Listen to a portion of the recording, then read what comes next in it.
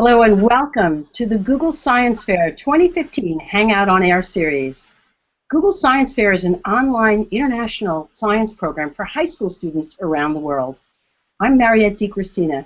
I'm the editor-in-chief of Scientific American and also the chief judge for the Google Science Fair. Now that the submission period is over, all of the sponsoring partners for Google Science Fair 2015, Scientific American, LEGO, Education, National Geographic, Virgin Galactic, and of course Google, are thrilled that on July 7th we will announce who the regional finalists are. Our guests today are Susana Martinez-Conde and Stephen Macknik. Susana is the director of the Laboratory of Integrative Neuroscience, and Steve is the director of the Laboratory of Translational Neuroscience, both at SUNY Downstate Medical Center in Brooklyn, New York, where they study various aspects of visual, sensory, and cognitive neuroscience. They are members of the Academy of Magical Arts, also known as the Magic Castle in Hollywood, the Magic Circle, the Society of American Magicians, and the International Brotherhood of Magicians, and they're authors of a fantastic book, Sleights of Mind, What the Neuroscience of Magic Reveals About Our Everyday Deceptions. Welcome, Susana and Steve. Thank you, Mariette. Hi, thank you. It's so great to have you here. Our topic today is the neuroscience of magic. So we're going to be going back and forth between science and magic, and perhaps find some areas where the lines are a little blurred between them. I want to start off by asking each of you, first Susana and then Steve, about your work. Susana, can you tell the audience just what a neuroscientist does? Well, there are different branches of neuroscience, but basically neuroscience gets at the study of the brain and the nervous system, and usually what does have to do with behavior and the clinics. In my particular case, I'm interested in visual and cognitive neuroscience. So that is how our brain gets us to see the world and to think about the world the way we do. Thank you. Steve, tell us a little about what got you interested in our eyes and our visual connection to the brain. Well, you know, I had a chemistry teacher in college, and he showed up one day, and he was very late for class, and he was embarrassed because he was stuck in traffic and he hadn't had time to prepare his course. So even though he's a quantum chemist, what the kind of research he actually did was vision research, and so he showed us a movie. His name was Gene Swickers. He showed us a movie, and it was the old-time movie, though, on actual film. So it was you know, he put the film on the actual projector, and it was. Can you speak up just a tiny bit for us? Sorry, it's a little quiet. It was an old-time movie projector, and he showed this documentary of what he did, and I was fascinated by how vision research worked and how it is that we saw, and how it is that the brain received electrical signals and somehow made sense of the world from that. And so I was hooked from then on, basically from my first year in college. That's awesome. So you've both studied what you call models of cognition in watching how audiences react to a stage magician. Can you tell us a little about that and what's going on in our brains when a magician is directing our attention? Susana, would you mind starting off on that? So every magic trick or every magic performance is basically an experiment, and magicians have told us that themselves that they feel as if, even though they're not following the scientific method themselves, every performance gives them an opportunity to see what works and what doesn't work for the audience. And magicians themselves develop their own hypothesis about it, and they call this field of magic magic theory. And these are similar to theories that we have as neuroscientists about how the brain works. So magic and neuroscience have a lot of common interests. And as neuroscientists, we wonder, like you said, what goes on in the brain of the audience. And there are many types of magic tricks, and some involve some more sensory processes, others involve attention and memory. But in terms of misdirecting the attention of the audience, what it comes down to is that the brain is the magician's confederate, because magicians don't do as much as misdirect us as actually direct our attention to what they want us to be perceiving at any given time, and at any given point in space. And if the magician is successful in focusing our attention in that particular place, our brain does the rest of the job, which is to suppress everything else. Susana, I'd like to follow up on just a couple of words that I heard you mention, and then I want to ask Steve a couple of questions. The first is you mentioned misdirecting audience attention, which is a word that I don't think a lot of us know. I know it's really common in the magic community. So would you just speak to what that means? And the second thing is you talked about the brain as being a confederate for the magician. So can you speak to both of those? Those are kind of magician terms, I think, that people maybe don't know so well. Yes. So misdirection refers to how magicians drive our attention away from the method, which is the secret behind the magical effect, and towards the magical effect, which is what the magician wants the audience to perceive. And it used to be thought that magicians misdirect our attention, they manipulate our attention by distracting us away from the secret method. But this is not what's happening at the level of the brain. Rather, the magician is focusing our attention to what they want us to see, and the brain takes care of just not perceiving anything else, neglecting everything else, if you will. And that's what I mean that when I say that the brain is the magician's confederate, or the brain is the magician's accomplice. What magicians do is amazing, and they have great magicians that you see out there. They have many years of practice behind them. It's as if you think about a virtuoso playing violin or the piano. So what they do is wonderful, but even so, magic would not work if the brain wasn't suppressing everything else that the magician doesn't want us to pay attention to. Thank you. So Steve, I want to follow up on a couple of those things with you there. First of all, I wonder a bit, Susana used the word hypothesis and magic theory. The magicians really know about this aspect of how our brains work, or are they figuring it out intuitively? And what are some of the techniques that they use to manipulate attention in these ways, and misdirecting and so on? Right. So, I mean, most magicians realize that magic is a psychological effect.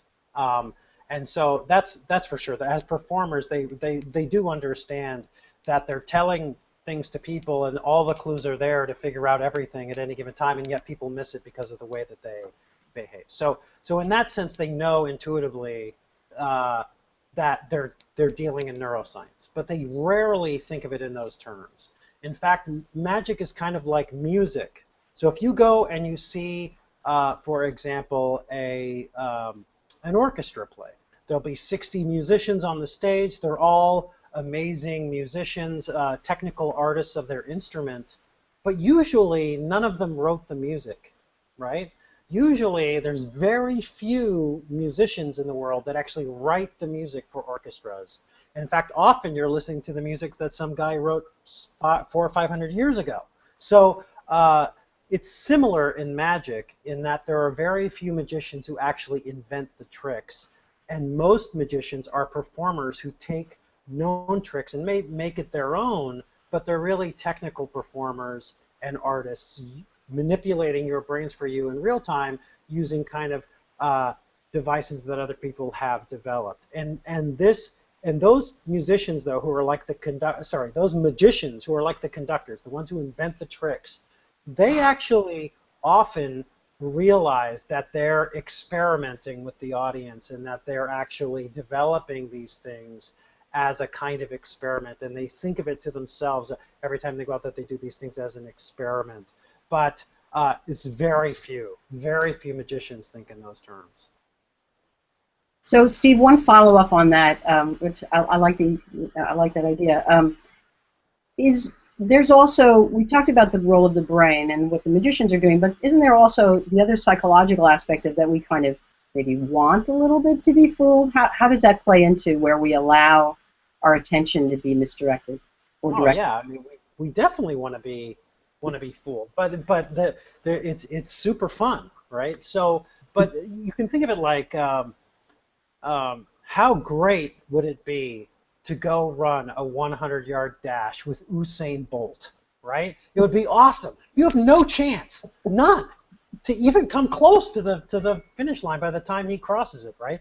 But it would be super fun. And it's the same kind of thing with the magician. You know, or at least you should, that you have no chance to know where that coin is, or what card it is that, or to keep the card that you chose from the magician's knowledge.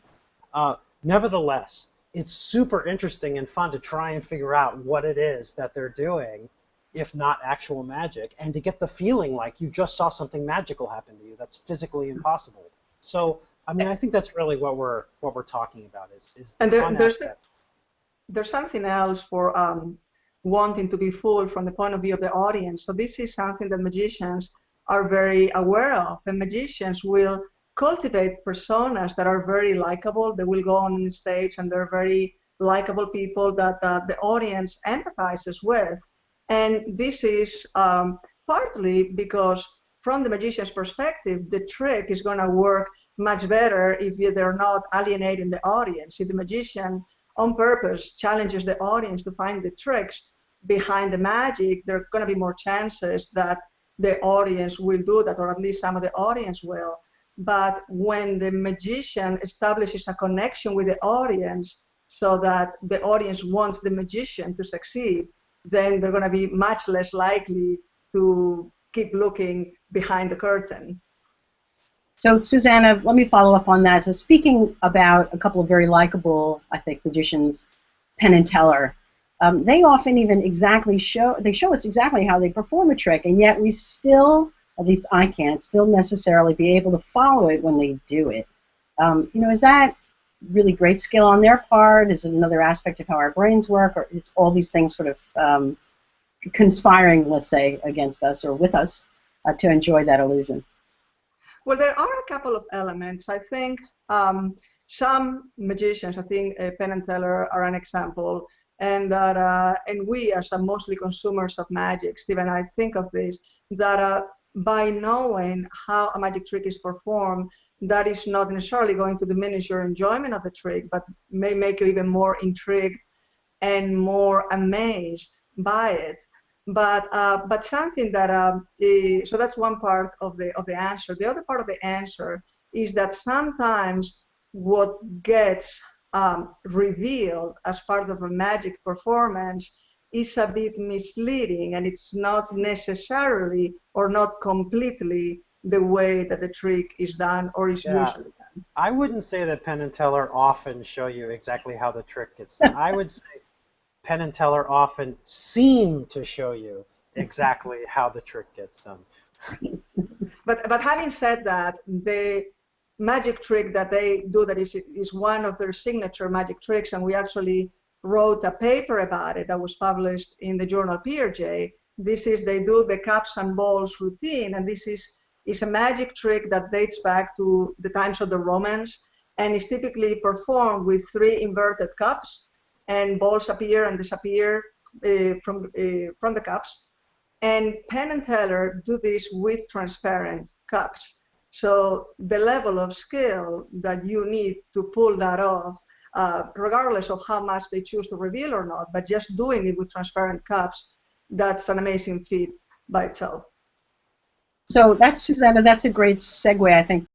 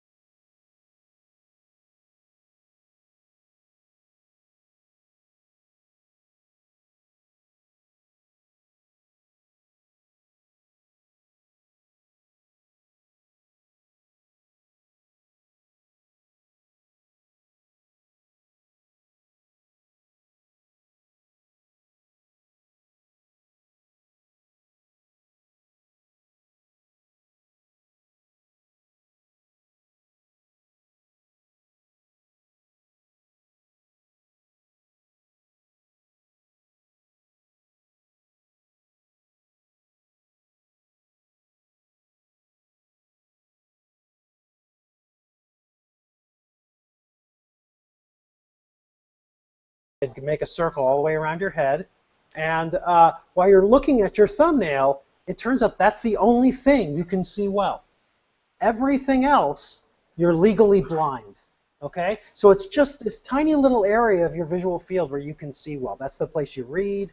That's the place that you see signs in the distance. That's really what your brain is doing when it's moving your eyes around. It's putting that high quality piece of vision where it needs to be. So overt attention is paying attention to the high quality information that you can actually see with your highest possible acuity.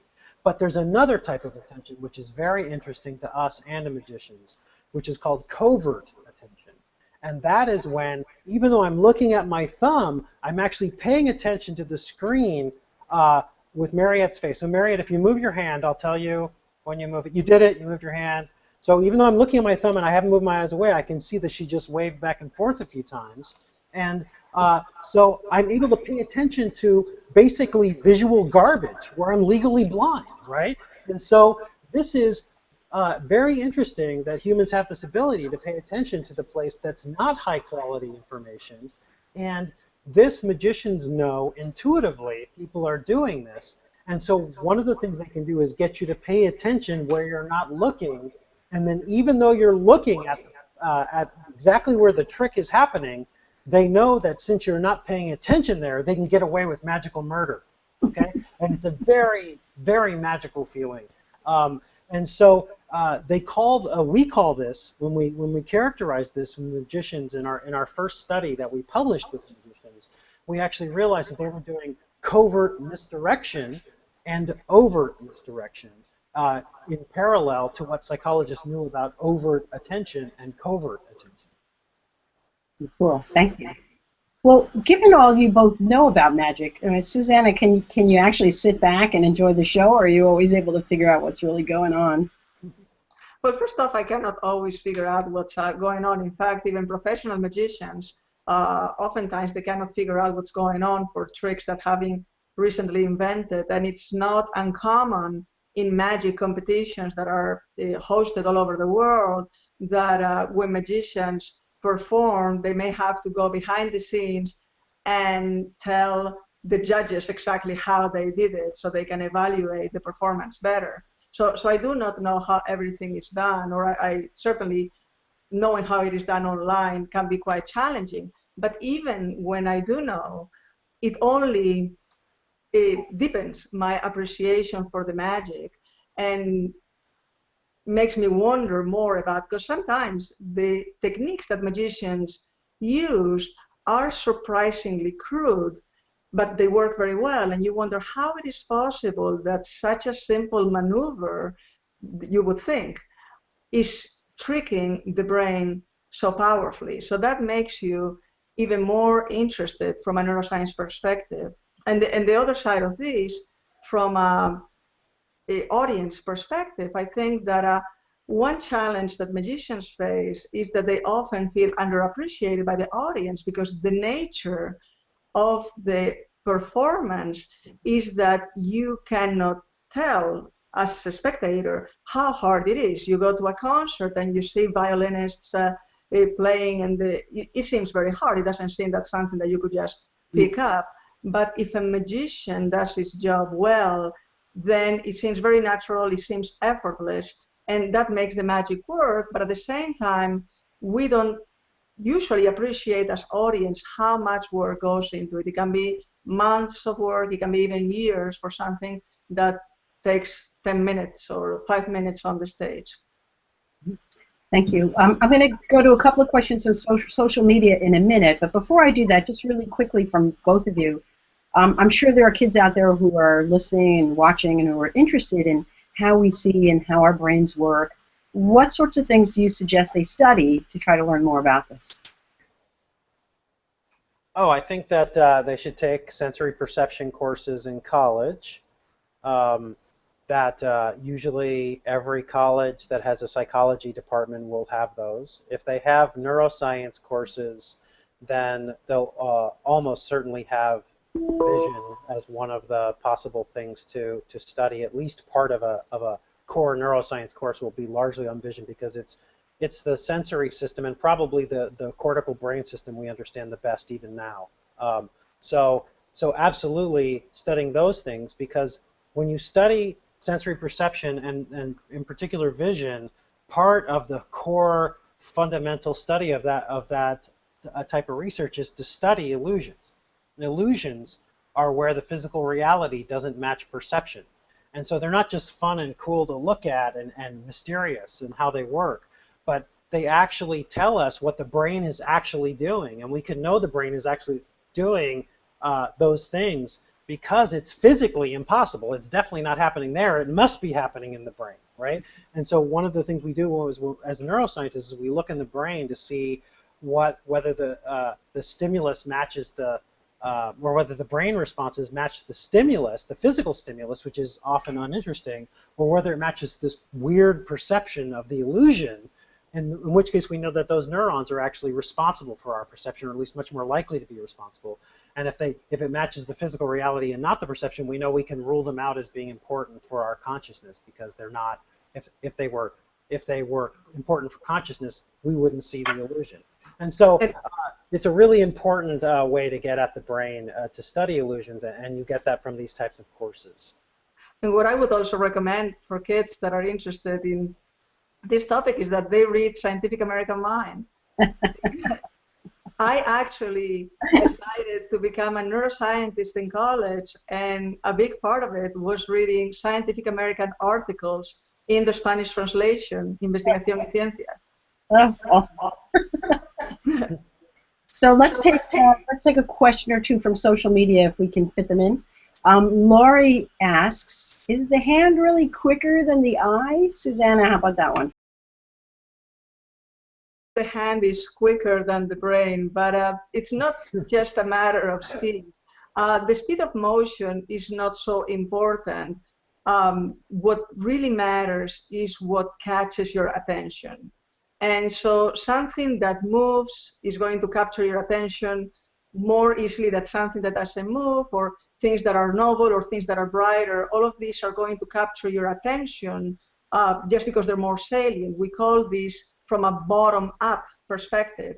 But the magician can also control your attention from what we call a top-down perspective, that is from cognition down to perception. For instance, by the magician telling you, pay attention to this, or what do you think about this, is going to very actively direct your attention using using instructions and using features that don't depend on the physical object itself. And then there are other things that play into it, like one of the magician axioms is that a big movement covers a small movement. So you can have the magician perform two kinds of actions at the same time, and you typically, not always, but typically, you're going to be focusing on the large motion and ignore the small motion. Pretty cool. Thank you. So, Steve, I can't believe I'm going to do this to you, but maybe you'll forgive me since we've known each other for such a long time. In a minute or so, can you tell Sahil anything about what is the subconscious mind? So, there's subconscious and unconscious. Unconscious means that you're basically asleep or you are not perceiving the world. The subconscious means that you have processes happening in your brain that are not reaching your consciousness. So these can be things that are basically bits of information that are entering your brain and they're affecting the way you behave. For example, they may bias your behavior, but they're things that you may not be aware of. And so those things can actually, they don't necessarily have to be low contrast or things that you couldn't notice if you paid attention to them. They can be big things that you miss, as in magical illusions, for example. But but they're things that affect your behavior often, and things that your brain is processing without them coming to your conscious awareness. So that's really what the subconscious is. Thank you. We have one last question to ask each of you, and I'm keeping in mind the folks who have joined us today. if you could go back in time, and Suzanne, I want you to answer this first, and try to give one piece of advice to your teenage self, what would it be?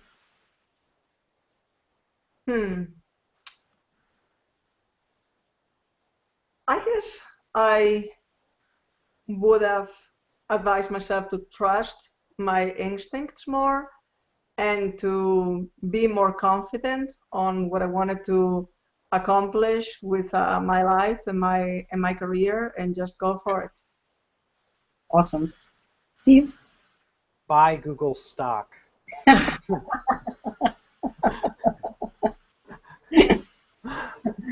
Okay.